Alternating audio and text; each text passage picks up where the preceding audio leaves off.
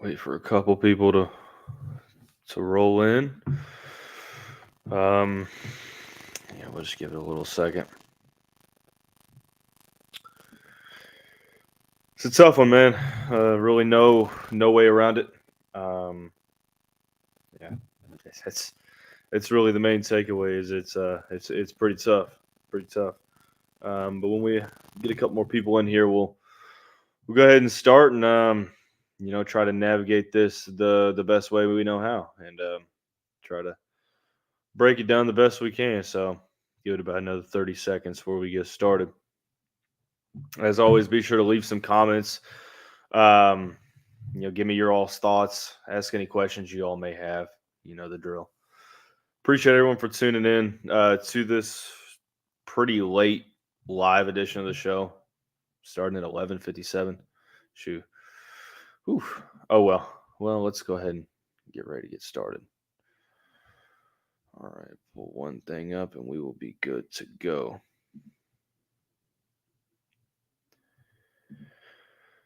All right. Okay, there we go. Well, there's no other way to put it. The Louisville offense struggled mightily in the 16-6 loss to the Florida State Seminoles in the ACC Championship game. We're going to break down the performance on this reaction episode of the Locked On Louisville podcast. Stay tuned. You are Locked On Louisville, your daily podcast on the Louisville Cardinals. Part of the Locked On Podcast Network, your team every day. Hey, what's going on, everyone? Welcome into another episode of the Locked On Louisville podcast. I'm your host, Dalton Pence. Today's episode brought to you by FanDuel. Make every moment more. Right now, new customers get $150 back in bonus bets with any winning $5 moneyline bet. That's $150 back if your team wins. Visit FanDuel.com/LockedOn today to get started. Obviously, a really, really tough day for the Louisville offense. The Cardinals really couldn't get anything going. We'll talk about the loss itself and the implications, or what I should say is the effects of this loss in the first segment. We'll break it down a little bit more and talk about the offensive struggles in the middle part of the show. And then finally, we'll answer the question, what happens next? A lot of people are asking that, and we'll talk about that coming up in the final segment of the show. For starters, my main takeaway is what a brutal outcome. A chance to really show that game against Kentucky was, a one-time thing, and that you were going to be able to bounce back sort of like you did when you lost to Pittsburgh.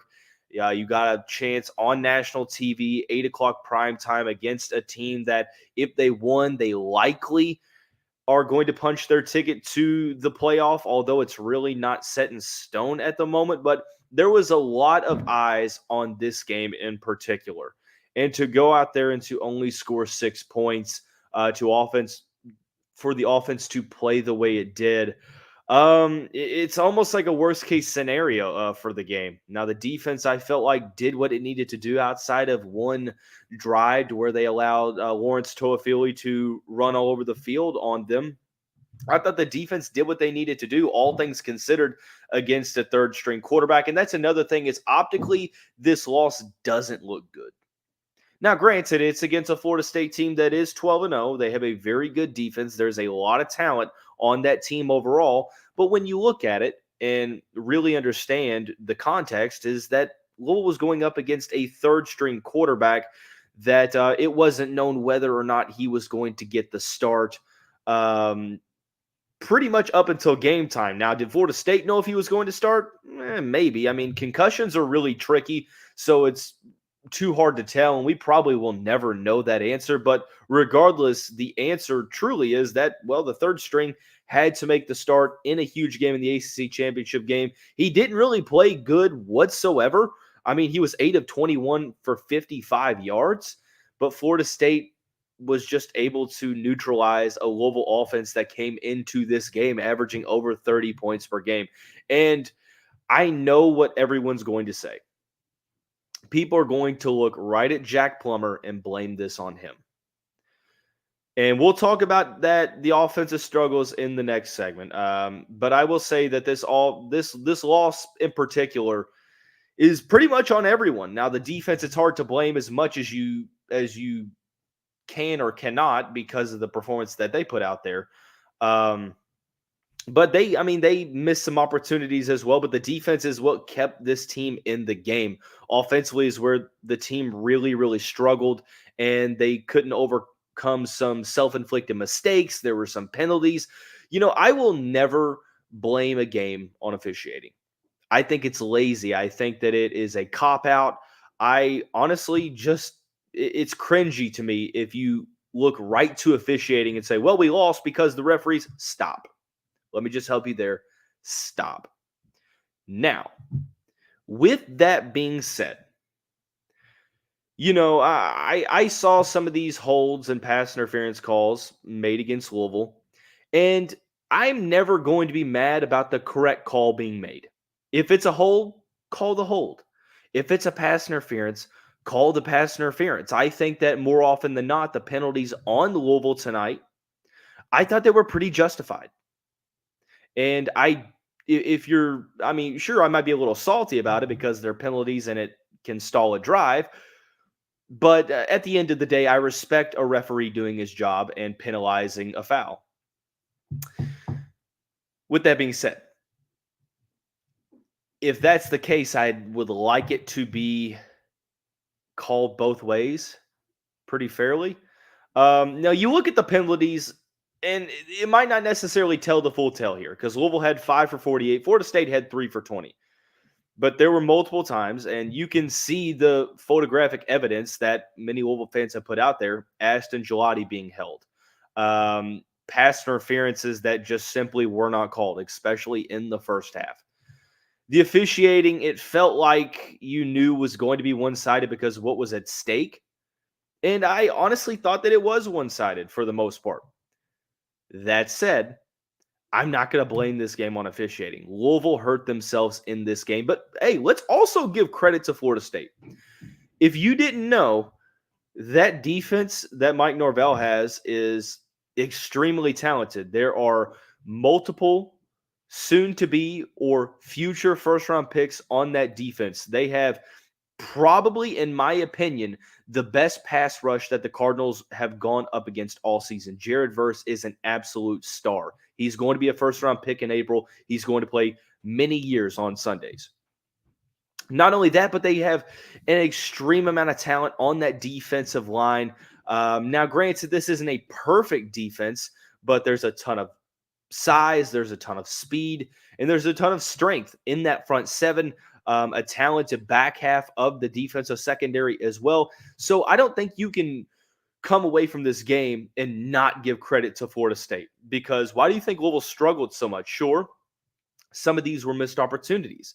Some of these were unforced errors that the defense had nothing to do with.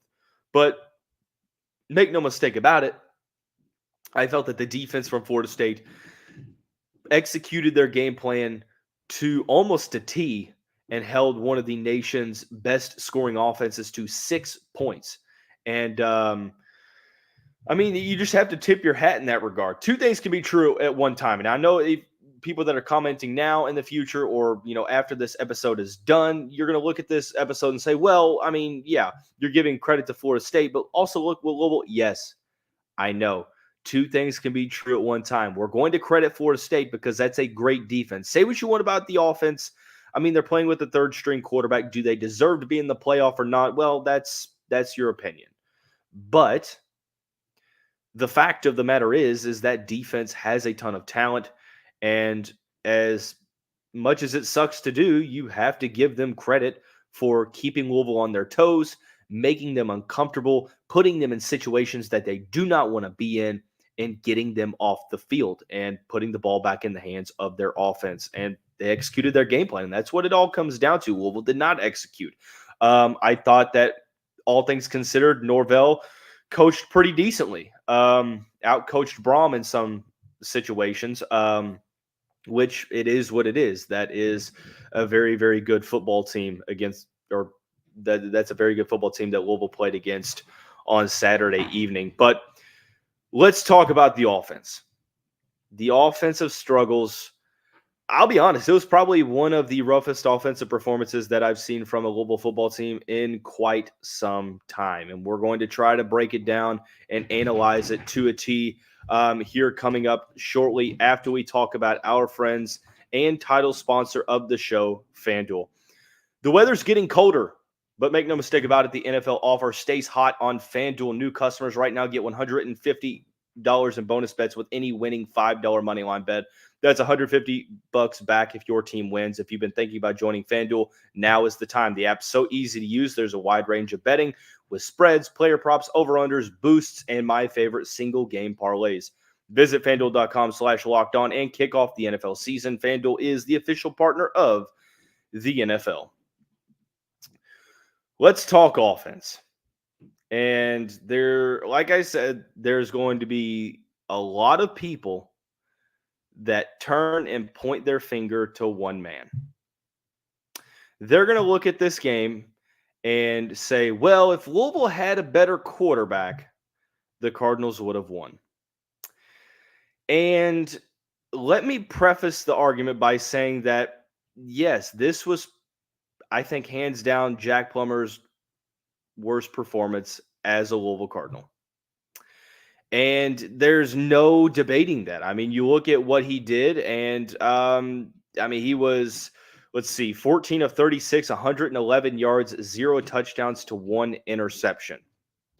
I think that there were multiple times to where he missed wide open players. He held on to the ball for too long. Obviously, the interception in the end zone, the intentional grounding call on the very next possession. There were a lot of times where Jack Plummer made mistakes in this game.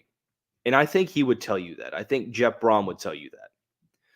But this might not necessarily be popular to suggest, but I have a tough time having watched the full game on Saturday night and saying that this is only due to Jack Plummer's performance. Was Jack Plummer perfect? No. Did he have a good performance? No. But did anyone else on the offense have a good performance is the main question.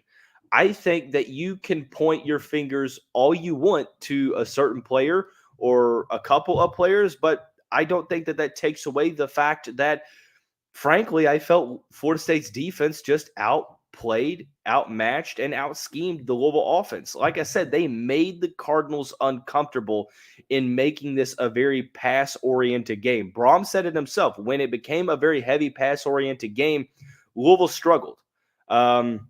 You had your opportunities in the second half to where you got short field position, but you weren't able to turn it into points, or you had to go for a field goal.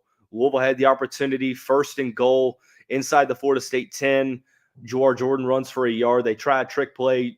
Jamari Thrash loses a good amount of yardage, and then an incomplete pass that, if it would have been complete, would have been wiped out by a holding call. You have to settle for the field goal. It is what it is. It's 10-6 at that point. But then the next time Florida State goes to punt the ball, Louisville takes the punter out, and you get the ball at the 12-yard line. The play to Nate Kariski, was it a touchdown? Was it not? Should they have reviewed it? Possibly. I mean, it depends on your interpretation of the rule in terms of continuing the catch after you make contact with the ground. But regardless, you still had opportunities. 2nd down, nothing happened there. Then you get to 3rd down, and you end up throwing the interception, and that really cost the team there. I think honestly, that's where you lost all the momentum, was on that play specifically, because Louisville was really never able to get it back. And I feel like that's sort of been the storyline of the past 2 games, really 3 games, is that they've been able to stare momentum right in the face, but they've never been able to capture it, I feel like. It's like you open the door and momentum's standing right there, and you exchange your greetings, you welcome them into the house, and then it says, we'll see you later, and then walks out, gets in the car, and leaves. I feel like you've really never been able to secure the momentum in the past 3 games, and unfortunately, you lost 2 of those 3. So, you look at this offensive performance, and you can say what you want about Jack Plummer. Was Plummer perfect? No. Did he have a good performance? Not really. And like I said, if you were to ask him, he's probably telling you the same thing, right? But let's stop making it to where it's an only Jack Plummer issue. It's not just on Plummer, in my opinion. I felt like the offensive line really wasn't able to set the tone at the line of scrimmage. I mean, after all, Florida State had 7 sacks on Jack Plummer. Some of them were because he held onto the ball too long, but I would venture into saying that probably half, if not, 65, 70% of it was that the Florida State pass rush was just getting to the quarterback, rushing 4 and dropping back. The rushing attack wasn't able to get going. And that forced Louisville to become one-dimensional throwing the football, and we've seen that be an issue. And I tried to say that that's what was concerning me was I felt like Virginia laid the blueprint out for Miami, Kentucky, and Florida State on how to try to neutralize this offense. Miami and Kentucky, well, they still allowed 30 points to Louisville respectively, but Florida State really was able to capitalize. There were some dropped passes that really hurt the Cardinals, especially in the first half, that I felt stalled out drives. And I think at times, the play calling hurt the Cardinals. So to make a long story short, did Jack Plummer play great? No. Did the offensive line play great? No. Did the skill positions play great? No. Was the coaching great, all the time? No. What I'm trying to say is that this was as, balanced of this. The blame is out there. It's balanced. So, you can criticize Jack all you want. And does he deserve criticism? Yes. Every single player on this offense deserves criticism. So that's just what I'm trying to get across is that we, call it for what it is. And that was a very lackluster overall performance from this offense across the board. And there's really no other way of looking at it. From missed opportunities, some of these were, I think it was a perfect storm of 3 things. Number one, Florida State's defense doing what they did and, essentially forcing Louisville into bad spots, getting after the quarterback, forcing incompletions. You had the Florida State defense. Number 2, you had missed penalties, missed pass interference calls that I definitely think had a direct reflection on Louisville struggles, but it wasn't the end-all be-all. And number 3, it was the self-inflicted mistakes. It was the turnover in the end zone. It was the intentional grounding on the next drive. It was the multiple dropped passes throughout the game. And I think it's just a perfect storm of a bunch of problems. It was the offensive line not doing a great job of setting the tone at the line of scrimmage. And on top of that, the rushing attack wasn't able to succeed. The storyline all year has been Louisville's offense is really good when they're able to run the ball at their pace. And when you struggle to run the ball, the Louisville offense is put into a very vulnerable spot. So that's my take on the situation. I'm interested to hear what you all have to say. Like I said, thank you all for tuning in to this live edition of the show. Leave a comment on your thoughts. Ask any questions that you may have. Let it out. This is obviously not ideal to talk about a loss in the ACC Championship game. But, yeah, Sean Hawley brings up a great point. The running game didn't do much either outside of one big run and a few bad penalties at spots hurt. There were some runs that were called back due to penalties. And when Louisville got into situations where it was like first, second, and third and over 10 yards, Cardinals really weren't able to do much. So the main thing here is now what happens next. That's a pretty complex question. What bowl is Louisville going to go to? What's going to happen? And we'll talk about that here shortly. Before we do that, like I said, I want to thank you all again for making Locked On Louisville your first listen every day. Also, want to thank you all for tuning into this live edition of the show and following the show throughout the regular season. I appreciate all of the new fans of the show that have tuned in and left their thoughts and everything, and definitely very appreciative. So, but main thing now. What happens next? And I truly am kind of going back and forth on this one because it all stems, number one, with what's going to happen with Florida State. I truly believe that before that, I do want to make a point before I forget, and I should have mentioned this earlier, that what makes this performance even more lackluster and tough to swallow is that if Florida State's quarterbacks were healthy and if Jordan Travis played this game, there's no telling what the final score would have been. So I just want to get that point across. But, it is what it is. We do wish Jordan Travis a very quick and full recovery. And hopefully, he's able to recover without any health implications down the line. But we wish him the best. But back to the topic of discussion. Sorry for kind of bouncing back and forth. Like I said, I'm kind of talking about this on the fly, so trying to navigate the discussion is a little bit easier said than done. But if you were to ask me before the season, if a 13-0 Florida State team is right there, do they make it into the playoff? I'm looking at you like, who else is out there that's going to contend with that? Everything that happened makes it to where on Sunday, when those rankings are revealed, there's going to be a lot of people on the edge of their seat, because I thought everything was going to go smooth unless Georgia lost to Alabama. And for the sake of anarchy, that is exactly what happened.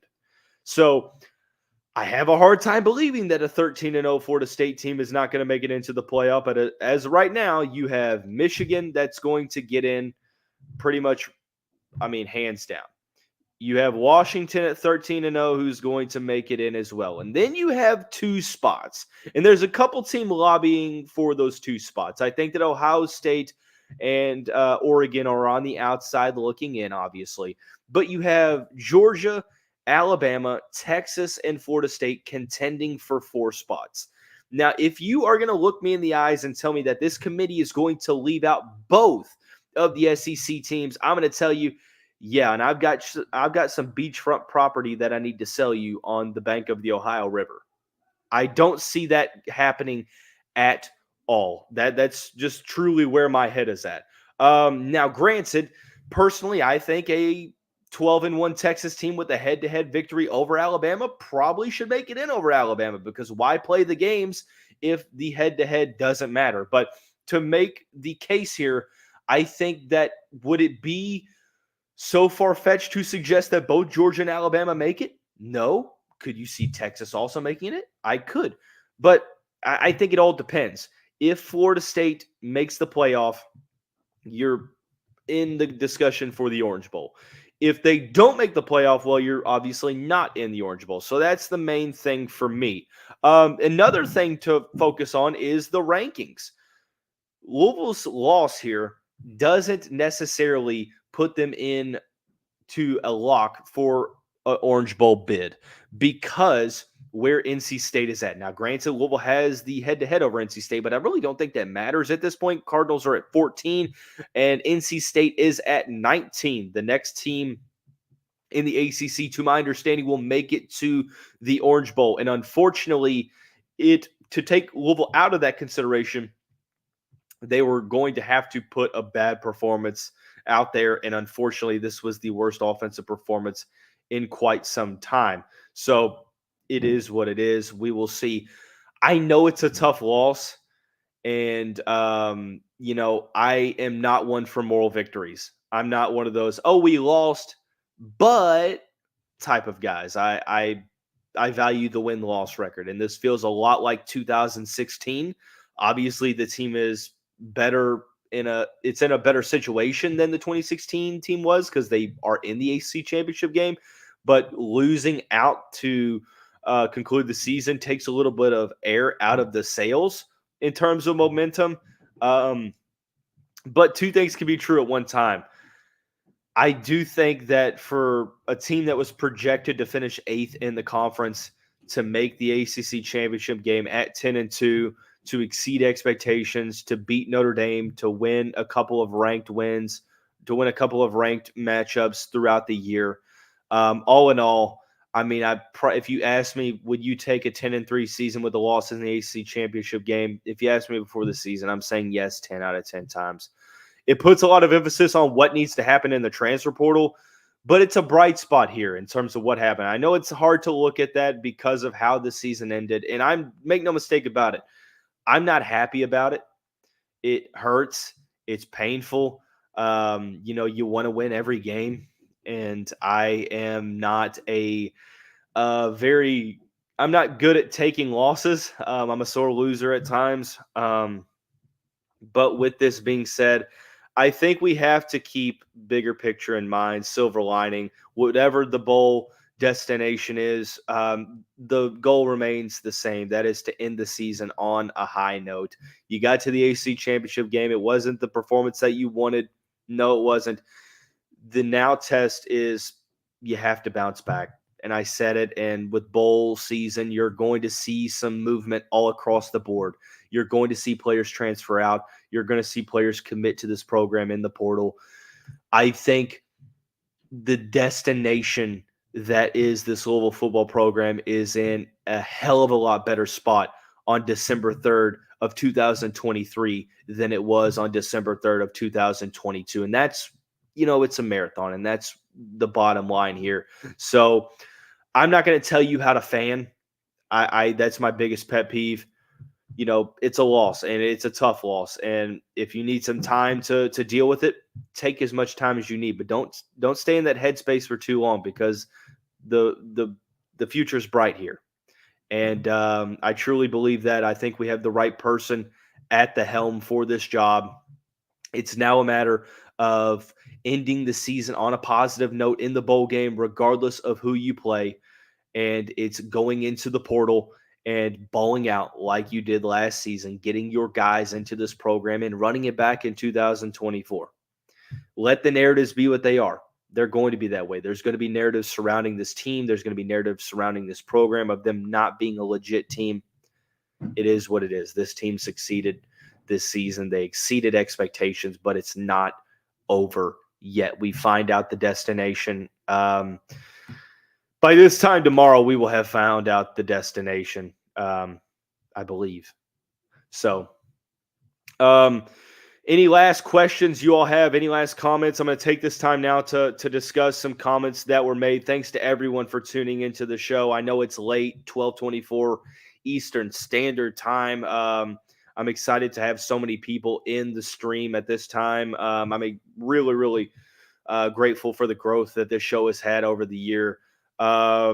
Carson taking the starting role would be ideal. I mean, sure, I do think that this program goes out and gets experienced quarterback in the portal this offseason, but Clarkson will get an opportunity to contend.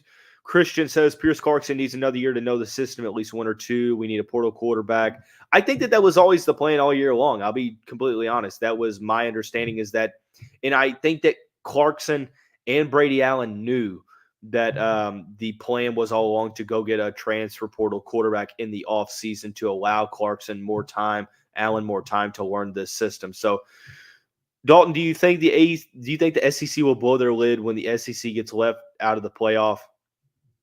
If that happens, the national reaction to that will be as monumental as it has ever been in college football.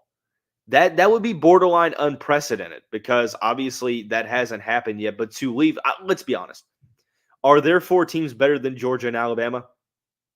Hell no. I mean, there might not even be 2 teams. I mean, you're talking Michigan, Texas, maybe. I mean, and then maybe Washington, possibly. So it is what it is. But we'll see. Only time will tell. Thanks again for tuning into the stream. That's going to wrap up this instant reaction podcast of the show. If you like the content from this show, be sure to drop a like on the page, a subscription, whatever it may be. I really don't know what else to say other than it hurts. But regardless, the sun comes up tomorrow, and we move on. So everyone have a great day. Have a great night. Have a great into your weekend. And we will see you right back here soon. Go Cards.